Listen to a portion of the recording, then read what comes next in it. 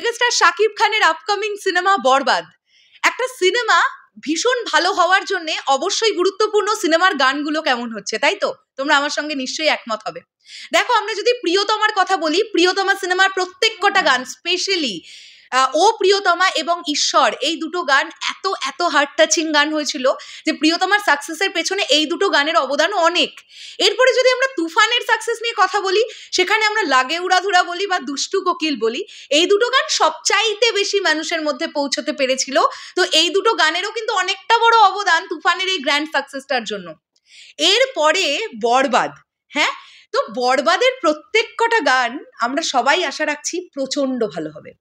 এখন তোমাদেরকে বরবাদের সং আপডেট দেওয়া যাক এই ভিডিওতে।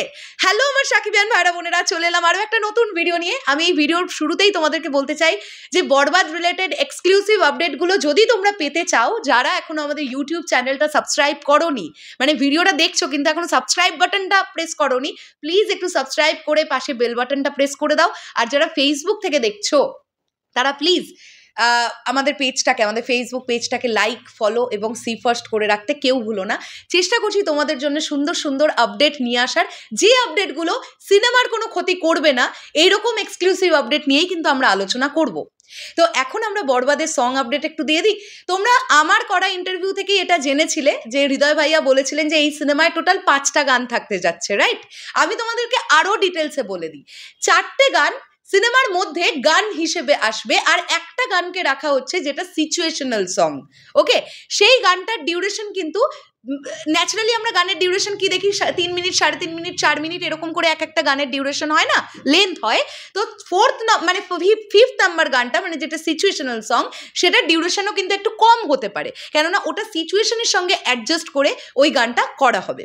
তো যেটা জানতে পারা যাচ্ছে, 4টে গানের শ্যুট ডান হয়ে গেছে, 4টে গানের শ্যুট কমপ্লিট হয়ে গেছে বরবাদ টিমের, এবং দারুণ দারুণ সুন্দরভাবে সেই 4টে গানের শ্যুট হয়েছে, যেটা জানতে পারলাম। হ্যাঁ, তো এবং বাংলাদেশের পোর্শনও গতকাল কমপ্লিট হয়ে গেছে, সেটাও তোমাদেরকে আমি জানিয়ে দিয়েছিলাম। সরি, গতকাল না, গত পরশুদিন কমপ্লিট হয়ে গিয়েছিল। এবং এরপরে টিম উড়াল দিচ্ছে মুম্বাই। জানতে পারা যাচ্ছে যে 8 থেকে 10 তারিখের মধ্যে তারা বম্বে যাবে। আবার এরকমটাও জানতে পারা যাচ্ছে যে 12 থেকে 14 তারিখের মধ্যে তারা তাদের শুটিং শুরু করবে।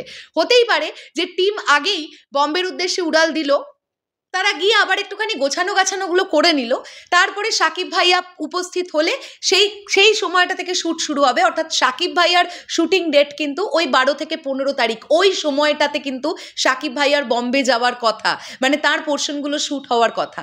মোটামুটি 12-13 দিনের শ্যুট বাকি আছে বম্বেতে, যেগুলো হবে, এবং সেখানেই কিন্তু বরবাদ সিনেমার র্যাপ হয়ে যাবে, ক্যামেরা ক্লোজ হয়ে যাবে এই সিনেমাটার।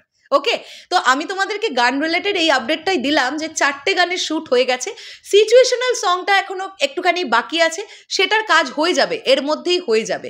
টিম কিন্তু প্রচণ্ড পরিশ্রম করে এই সিনেমাটাকে তৈরি করছে, প্রত্যেকজন কলাকুশলী থেকে শুরু করে টেকনিশিয়ানসরা থেকে শুরু করে অবশ্যই ডিরেক্টর তো বটেই, সবাই ভীষণ কষ্ট করে তাদের এই ড্রিম প্রজেক্টটাকে তৈরি করছেন, এবং তারা মনে মনে এটা আশা রাখছেন যে এই সিনেমাটা দর্শকের ভীষণ পছন্দ হবে।